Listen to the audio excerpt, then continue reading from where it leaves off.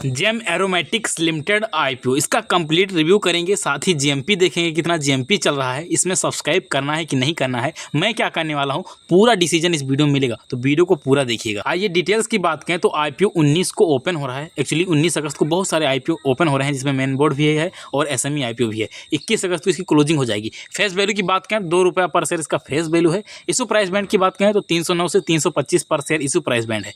Lot size की बात करें तो 46 का लॉट रखा गया है। सेल टाइप की बात करें तो फ्रेश और ऑफर फॉर सेल दोनों है। टोटल इशू साइज की बात करें तो 451 करोड़, ज़्यादा बड़ा आईपीओ नहीं है लेकिन ठीक ठाक है। फ्रेश इशू बात करें तो 175 करोड़ का है और ऑफर फॉर सेल 276 करोड़ का है। तो ऑफर फॉर सेल ज़्यादा है, ये थोड़ा सा नेगेटिव पॉइंट है। इशू टाइप की बात करें तो बुक बिल्ड इशू आईपीओ होता है। लिस्टिंग की बात करें तो बीएसई एनएसई पे इसकी लिस्टिंग होने वाली है। फिलहाल टाइमलाइन में हम देख लेते हैं कि अलॉटमेंट इसका कब होगा। तो 22 अगस्त को अलॉटमेंट होगा और लिस्टिंग की हम बात करें तो 26 अगस्त को इसकी लिस्टिंग हो जाएगी। अब आइए हम देख लेते हैं कि एक लॉट में इन्वेस्ट करने के लिए आपको 14,950 रुपये पे करना होगा। अब आप जितना भी लॉट लेना है उसके अकॉर्डिंग देख लीजिएगा कितना रुपया पड़ेगा। अब आइए समझते हैं कंपनी करती क्या है। तो 1997 में इनकॉर्पोरेट हुई है और ये महाराष्ट्र बेस्ड कंपनी है। कंपनी करती क्या है? कंपनी मैन्युफैक्चर करती है स्पेशलिटी इंग्रेडिएंट्स, ये मैन्युफैक्चर करती है। अब इसमें कौन से प्रोडक्ट आते हैं? जैसे कॉस्मेटिक के प्रोडक्ट हो गए और खाने पीने वाले जो प्रोडक्ट होते हैं, ये सारे कंपनी जो है प्रोड्यूस करती है, मैन्युफैक्चर करती है। यहाँ पे देखिए इसके जो प्रोडक्ट हैं कहाँ कहाँ यूज होते हैं, यहाँ पे सारा कुछ लिखा हुआ है। कॉस्मेटिक में हो गया, फार्मास्यूटिकल्स में हो गया, वेलनेस में हो गया, पेन मैनेजमेंट में हो गया, पर्सनल केयर वगैरह में हो गया, इन सारी जगहों पे इसका जो है प्रोडक्ट यूज होता है। तो मेनली मैंने आपको सेक्टर बता दिया। इसका मेनली जो सेक्टर है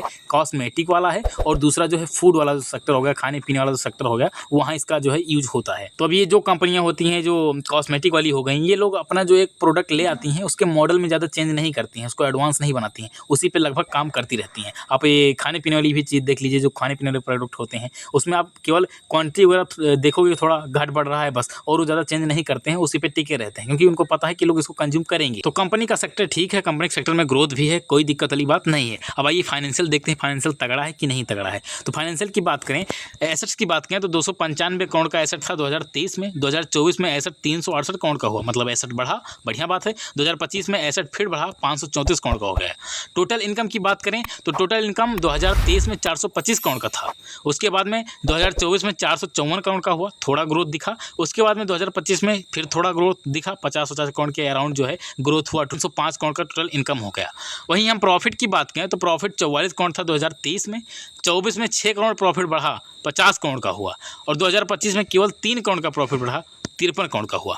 तो प्रॉफिट में आपको उतना ज़्यादा इंक्रीज देखने को नहीं मिलेगा, लेकिन ओवरऑल इंक्रीज हो रहा है। ऐसा नहीं है कि घट रहा है, ओवरऑल इंक्रीज हो रहा है, लेकिन प्रॉफिट उतनी तेज़ी से नहीं बढ़ रहा है। और टोटल इनकम भी आप देखेंगे 50-60 करोड़ ऐसे हर साल बढ़ रहा है, इससे ज़्यादा का ग्रोथ यहाँ नहीं दिख रहा है। ऐसे नेटवर्क की बात करें तो वो भी थोड़ा बहुत ही ग्रोथ कर रहा है। अब देखिए जब रेवेन्यू और प्रॉफिट ये सब चीज़ें बहुत तेज़ी से नहीं बढ़ती हैं तो टोटल बोरो वगैरह ज़्यादा हो जाता है। तो आप देखिए 2024 में 111 करोड़ का जो है बोरो था, वहीं 2025 में एक साल बाद ही 222 करोड़ का हो गया, करीब 2x का जो है बोरो हो गया, जो कि कंपनी के लिए निगेटिव पॉइंट है। अभी हम डेब्ट टू इक्विटी के माध्यम से और समझेंगे कि इसका जो है कितना परसेंट चल रहा है, डेब्ट टू इक्विटी मतलब क्या रेशियो चल रहा है, उसको हम समझेंगे तो हम इसको ज़्यादा क्लियरली बता पाएंगे कि कैसा इसका फाइनेंशियल है और कैसा इसका फंडामेंटल है। क्योंकि फाइनेंशियल से और कंपनी करती क्या है, इससे हमको फंडामेंटल का आइडिया मिल जाता है और फंडामेंटल एनालिसिस के आधार पर ही हम लोग आईपीओ में अप्लाई करते हैं।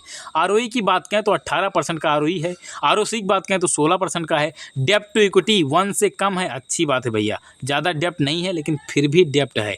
छोटा सा आईपीओ है और ठीक ठाक डेब्ट इनके पास है और डेब्ट में ज़्यादा तेज इंक्रीज हुआ है इस साल, तो ये थोड़ा सा नेगेटिव पॉइंट है। 2x हो गया, उससे पहले उतना डेब्ट नहीं बढ़ा था लेकिन इस साल बहुत तगड़ा बढ़ गया, 2x हो गया, तो ये थोड़ा नेगेटिव पॉइंट है। लेकिन ओवरऑल 1 से कम है, डेब्ट टू इक्विटी 0.78 का है, तो बढ़िया है। रिटर्न ऑन नेटवर्थ की बात करें तो 18% का है। पेट मार्जिन 10% का है, तो ये भी बढ़िया है। ओवरऑल हम फाइनेंशियल की हम बात करेंगे तो हमको फाइनेंशियल यही पता चलेगा भैया कि फाइनेंशियल इस कंपनी का गुड है, बढ़िया फाइनेंशियल है, कोई दिक्कत नहीं है फाइनेंशियल के लिए। और ये अपना आईपीओ भी फेयर वैल्यू पे ला रही है, तो ये अच्छी बात है। तो अभी हमने देखा फंडामेंटल कैसा है, कंपनी करती क्या है, सब कुछ मैंने समझा, फाइनेंशियल समझा, उससे हमको फंडामेंटल का आइडिया मिला कि फंडामेंटल गुड है।